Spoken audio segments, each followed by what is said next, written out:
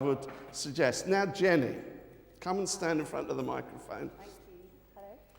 Jennie, it's all been quite a privilege to be involved in this, I imagine. Can you tell us, though, why you were asked to run with the torch in Bournemouth in the first place? Yes, okay, so my dad nominated, my mum's made the idea, and my dad actually wrote the letter of nomination to run with the Olympic torch. Which was a big shock to me, and actually to start with I didn't believe it. I got an email saying, "Congratulations Jennifer, you've been selected," and I just deleted it because I just assumed it was spam. So it's not me. But I did get nominated because my parents wrote a really lovely letter about how over the last few years, since I was about 11, I've competed in athletics, and getting older I started doing volunteering and coaching and through school and university. And then a couple of years ago, I got diagnosed with a brain tumour, and I had an operation, which was successful, but they said that I probably wouldn't be able to run again because of the changes in pressure in my brain. But I prayed about it a lot. I found God through that experience. It was absolutely incredible. And through kind of trusting the Lord and praying about it, and with the support of my family and my friends and my relationship with Jesus, I was able to get running again. And so my parents wrote a very lovely letter about all that. And the people at the Olympic Torch obviously thought it was worth giving me a torch for it. So that's wonderful. Can you tell, you said that's how you met Jesus through that. Can you tell us just a little bit about that, just briefly? Yeah, sure.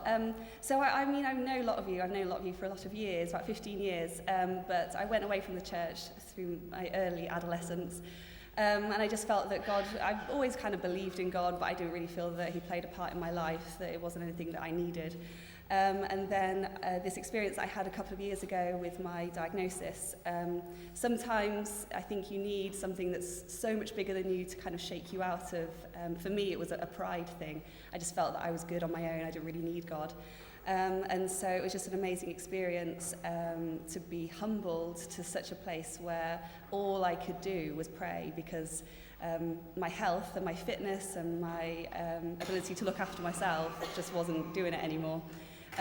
So it was just such an incredible experience, and I just had to 100% rely on God and just pray for forgiveness for my pride and my arrogance, and basically just say, look, Jesus, if you want me to get through this, then I'm going to spend the rest of my life saying thank you. So that's what I'm doing. That's lovely.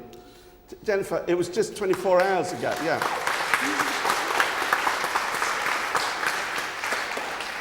It was just 24 hours ago you were running through the streets of Bournemouth with your torch. Tell us something about that experience and what it meant for you. It was incredible. It was just amazing. It was kind of, it was very symbolic of the last 2 years.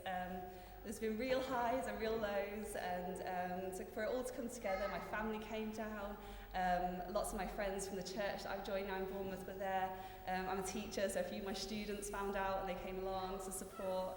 And there was one little old lady that I'd never seen before, but as I ran past, she shouted out, "God bless you." And I just was like, thanks, you too. Yeah, it was just for the community to come together like that and kind of support something that, that everyone hopefully will feel that they're involved in some way. And yeah, it was amazing. And what will you carry forward into the future in terms of your memories of it all? I think the main thing that I'll take away is that although I'm a teacher, I actually don't like a lot of people looking at me. I thought you were going to say you didn't like children, but... I love children, I promise, I do like children. Teenagers even better, but yeah. Although my job does involve me standing up in front of people, I don't like to be in the spotlight. I don't like to have a lot of people know a lot of stuff about me. However, my friend sent me a text on yesterday morning saying, basically quoting from Matthew, saying, "You are the light of the world," and that basically saying, you've got such an amazing testimony about God's power and his grace that you really shouldn't keep that to yourself. And actually, it's a little bit selfish to keep that testimony to yourself, because other people deserve to hear how amazing God is. So the thing I'm going to take forward is that it's by talking about my experience, it's not me showing off, it's showing God off, and that's a good thing.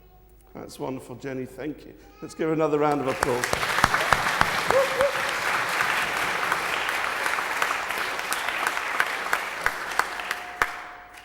Now, it's time for our children to go to their groups, but Jenny's going to lead you all out holding her torch.